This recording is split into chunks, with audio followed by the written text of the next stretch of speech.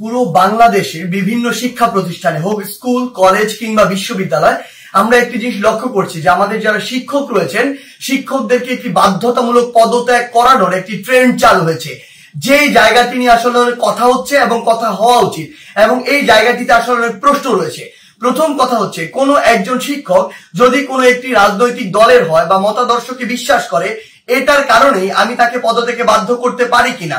আবার আরেকটি কথা এখানে রয়েছে সেটি হচ্ছে এই পদত্যাগ করানোর যে অথরাইজেশন এটি আমার আছে কিনা বা আমি এমন অথরিটি কিনা আইনসঙ্গত ভাবে এটি আমি করতে পারি কিনা। তার পূর্বে আমাদের বিশেষ কিছু প্রেক্ষাপটগুলো চিন্তা করতে হবে। আসলে আমরা আমাদের জায়গা থেকে যারা স্টুডেন্ট রয়েছে রানিং তারা অনেকে শুধু মনে করি যে আমরাই মনে হয় পদত্যাগ করাচ্ছি, কিন্তু আমরা জানি না এর পিছনে আসলে কি কি ঘটনা রয়েছে কিংবা কি কি প্রেক্ষাপট রয়েছে। যেমন আমি আমার বিশ্ববিদ্যালয়ের উদাহরণ দিয়ে যদি বলি, এই বিশ্ববিদ্যালয়ে একটি দল শিক্ষকদের একটি দল যারা তখনকার ক্ষমতাসীন রাজনৈতিক দলের একটি মদতপুষ্ট তারা ছিল। সেই জায়গা থেকে তারা যখন আমাদের এই যে আন্দোলন এই আন্দোলনের বিপক্ষে দাঁড়িয়েছিল। আবার অল্প কিছু শিক্ষক আছে, এই সংখ্যাটি খুবই কম, তারা একদম নিউট্রাল জায়গা থেকে আমাদের আন্দোলনের পক্ষে দাঁড়িয়েছিল। আবার একটা বড় সংখ্যক শিক্ষক ছিল যারা আমাদের আন্দোলনের ঠিকই পক্ষে দাঁড়িয়েছে, কিন্তু তারা আমাদের স্বার্থ চিন্তা করে নয় বরং এই স্বার্থ চিন্তা করে দাঁড়িয়েছিল যে এরপরে যদি কোনো রাজনৈতিক দল ক্ষমতায় আসে তারা ওই রাজনৈতিক দলের আসলে একটি গুরুত্বপূর্ণ স্টেক হোল্ডার, তখন তারা এই ফলটি ভোগ করবে। অর্থাৎ আলটিমেটলি এখানে দুইটি ভাগ রয়েছে। আমাদের এটি মনে করার কোনো কারণ নেই যে আগের যে দলটি ছিল যারা আমাদের বিপক্ষে ছিল তারা বাদ দিয়ে সবাই আমাদের পক্ষে, বরং ব্যাপারটি এমন নয়। আমরা যদি স্কুল কলেজের ক্ষেত্রে এই বিষয়টি লক্ষ্য করি তাহলে আমরা দেখতে পাবো হয়তো কোনো শিক্ষক হয়তো আওয়ামী লীগের রাজনীতির সাথে জড়িত ছিল, কিন্তু থাকে বলেই তাকে আমি পদত্যাগ করাতে পারি কিনা বা করানো উচিত কিনা। যে কেউ যে কোনো রাজনৈতিক আদর্শে বিশ্বাসী হতে পারে, কিন্তু আমার প্রশ্নটি হচ্ছে ওই রাজনৈতিক আদর্শে বিশ্বাসী হয়ে তিনি কি ক্ষমতার অপব্যবহার করে শিক্ষার্থীদেরকে চরমভাবে বাধা দিয়েছেন কিনা, শিক্ষার্থীদেরকে হেনস্থা করেছেন কিনা, কিংবা শিক্ষার্থীদেরকে কোনো একটি বিপদে ফেলেছেন কিনা, এই বিষয়গুলো আমাদেরকে লক্ষ্য রাখতে হবে।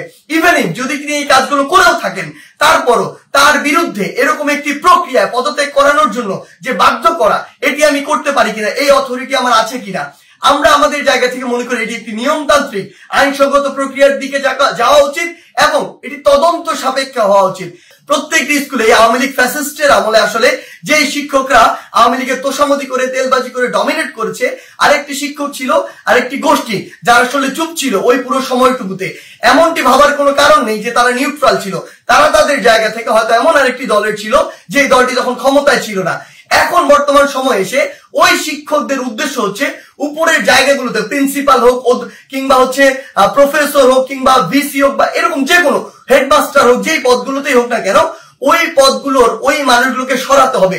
যদি আমি সরাতে পারি তাহলে আমি এখন ওই পদটিতে গিয়ে বসতে পারবো। এটার কারণে তারা আসলে কি করছে, তারা তাদের ক্লোজ কিংবা কাছের কিছু স্টুডেন্ট কিংবা কিছু স্টুডেন্টকে বিভিন্নভাবে মোটিভেট করে কিংবা কিছু স্টুডেন্ট যারা অতি উৎসাহী বা যাদেরকে সহজে আসলে ইমোশনালি ড্রিভেন করা যায় ওই স্টুডেন্টদেরকে বিভিন্নভাবে প্রভাবিত করে তারা এরকম একটি মব তৈরির চেষ্টা করছে ওই টিচারদেরকে নামানোর জন্য।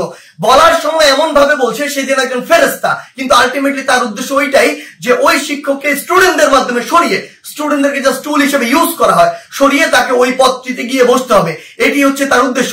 আবার এখানে আরো বিশেষ কিছু বিষয় রয়েছে। বিষয়গুলো হচ্ছে এরকম যে টিচারদের মধ্যে কিছু নোংরা পলিটিক্স রয়েছে। আসলে আগে হয়তো পূর্ব কোনো শত্রুতা ছিল বা পূর্বের কোনো একটি রাগ বা ক্ষোভ ছিল, যে রাগ বা ক্ষোভটিকে আবার এখন মেটানোর জন্য তারা এই ব্যবস্থাটুকু গ্রহণ করে।